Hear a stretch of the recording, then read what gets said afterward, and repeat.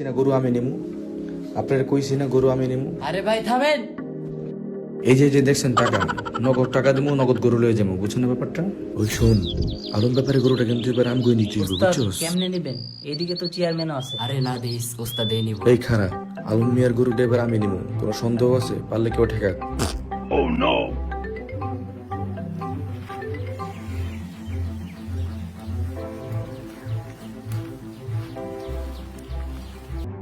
আসসালামু আলাইকুম। ওয়ালাইকুম আসসালাম। ভালো আছেন? গরু কি বিক্রি করবেন? হ্যাঁ এটা বিক্রি করবো। কত হলে বিক্রি করবেন? 1 লাখ। কম হইব না? না না 1 লাখের নিচে হবে না।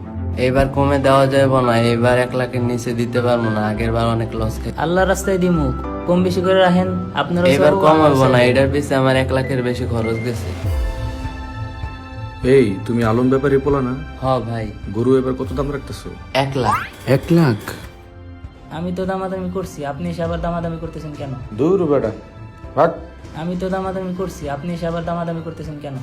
আপনি কি এটা মিয়া, বাড়ি কই? ফাজলামি করেন না, গরু আমি নিমু, আপনারা কইছি না গরু আমি নিমু। আরে ভাই থামেন।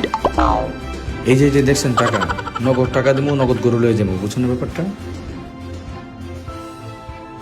কি রে, ওরা গরু লয়ে এনে মারামারি করতেছে, যাই তো দেখে তো কি হইছে। এই থামেন থামেন, কি হইছে কি হইছে?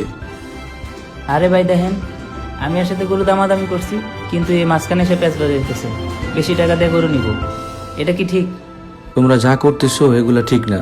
এই মারামারি, হানাহানি, টাকা বেশি দিয়া গরু কিনা, লোক দেখানো, এগুলো ঠিক না। কথাটা কি তোমাকে বুঝাইতে পারলাম? যে আগে এসে হ্যাঁ নিব, এখানে তো মারামারি হানাহানি করার কিছু না। আল্লাহ তাআলা দেখবে তোমাদের নিয়ত খালিস কিনা, ঠিক আছে?